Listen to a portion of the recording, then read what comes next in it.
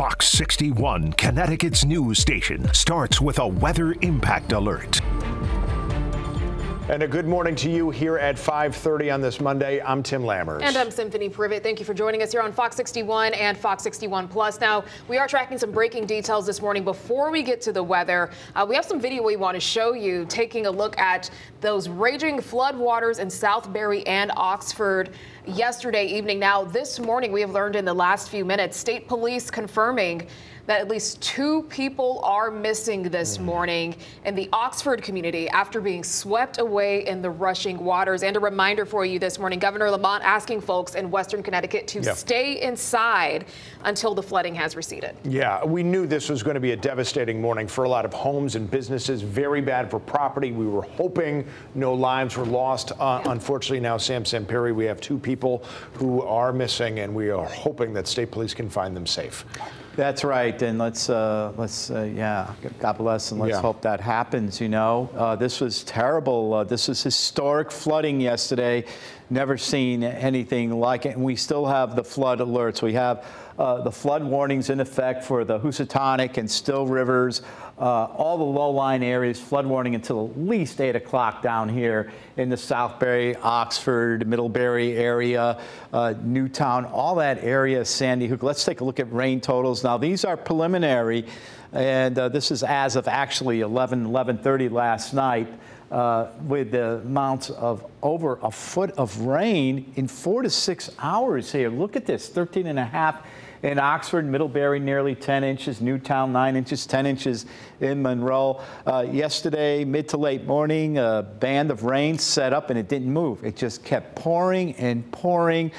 So much rain that we basically got 4 months worth of rain in 4 hours. And in addition to all that, it's like a tropical system or a hurricane. You usually get 10 inches of rain, and even that is devastating. Just unbelievable to me. Right now, live Doppler does show that the last of the rain for now is out of here. We did have another batch of rain move in last night, but the good news is it missed a lot of the Southbury, Oxford area last night, and that certainly was good news. But again, that flooding is going to continue today. And we're not out of the woods. We have another line of showers and storms. The only difference is this is a cold front, and this will be moving on later on. 60s and 70s right now. Let me just get to the forecast for this afternoon. We still have, watch out for areas of fog. We got a wind out of the south. Put this into motion. Clouds, maybe a little bit of sun this afternoon, and then here come the showers and storms.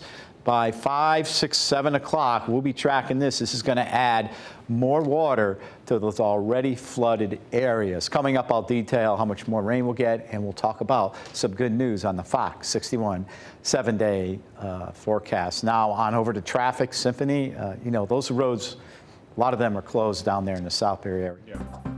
Yes, that is right, Sam. Many communities across Western Connecticut experiencing several road closures, as you can see indicated by those caution signs on our statewide map. A lot of those in the Southbury area, Seymour, Danbury, and Sonia, a lot of those state routes. Now, a reminder again this morning, Governor Lamont is advising folks in Western Connecticut to stay at home until the floodwaters have receded. A lot of folks are dealing with power outages as well, so we'll get a better idea of what is happening out there. Crews will have an opportunity to get out there once the sun rises. But for now, we are going to turn to our live team coverage this morning on that major flooding happening all across the state. Yeah, you can see we've got Angelo Bavaro and Brooke Griffin really not too far away from each other.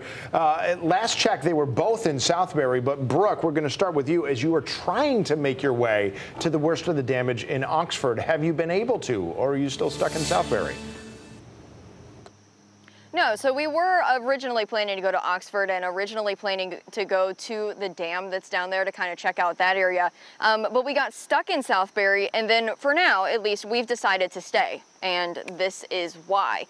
You can see that there was a car that was completely washed over this guardrail. We did check, doesn't seem to be anybody in it. Thankfully, the doors are also locked. None of the airbags or anything went off.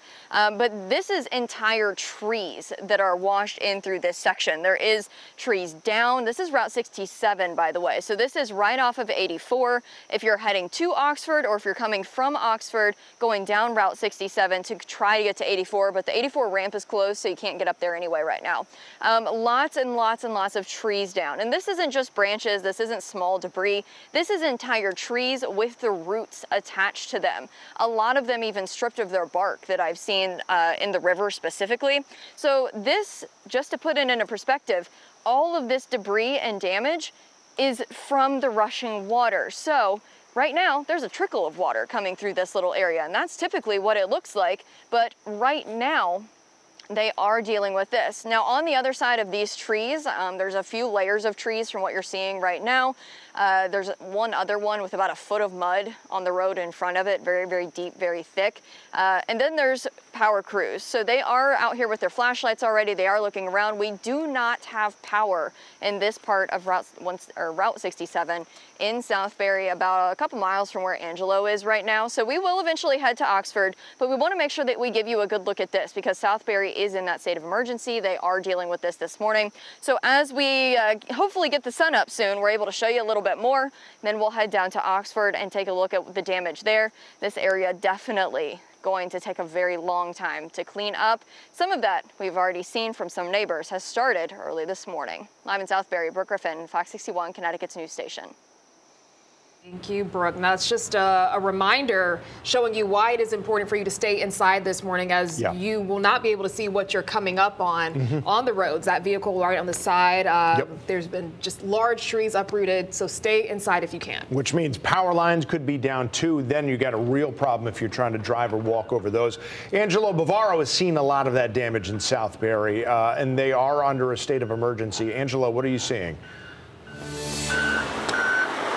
Hey, good morning, guys. More of the same. It is a mess every which way you look, depending on which area you're in. That is the case. This is Main Street South. We showed you Main Street North, that intersection. But flooding is still very active at this hour. So take a look at this. Rushing waters just spilling out all over the street as crews are on scene trying to get all this stuff cleaned up. We have another truck coming by as we speak.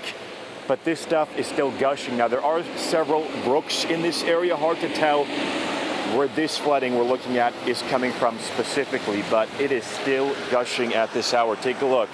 We're talking about water that is just over my ankle here, and as it hits my boot, you can see it gushing down the street, causing lots of issues on these roads as drivers are starting to wake up, starting to head out, and you're not exactly sure what you're driving into. Some areas may be fine, but then you hit stuff like this. It's still very dark, so you want to be careful.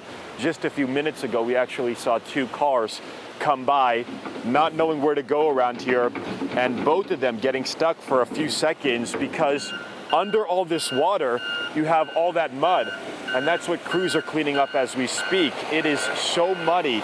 You get stuck, cars get stuck in this as well. That is something to be aware of this morning. It's not just the water. Your car might get stuck in this mud as well, but the cleanup is definitely underway, a lot better looking than what we saw yesterday. But as the water continues to gush, this is still going to be an issue for hours getting this cleaned up. Southbury reporting about 1,100 power hours right now. Several roads also closed. The main message from this first selectman is stay home, stay away from these roads if you can, because this is the reality that people are waking up to this morning. We're live in Southbury. I'm Angelo, Fox 61, Connecticut's news station. Yeah, and as Angelo was saying, statewide, not even 2,000 Eversource customers without power, not a huge amount, but a vast majority of them are in Southbury, where about 1 out of every 9 power customers has nothing right now. Angelo, thank you. Well, central Connecticut also experiencing some high water and flood-prone areas. These photos sent to us by Jim, and it shows the situation unfolding Sunday in Farmington, where Main Street, that is Main Street, believe it or not, looked more like a pond or a river out there. Yeah. Wow, yeah, some shocking images coming in from across the state. Now, don't forget, you can also share your photos and videos with us. Make sure you're doing that safely. You can upload it on the Fox 61 News app. Also, visit the Near Me section of our website, fox61.com. Well, the wait is over. Sales tax-free week is here ahead of back to school. Yeah, we'll give you a full list of items that you can save a few bucks on.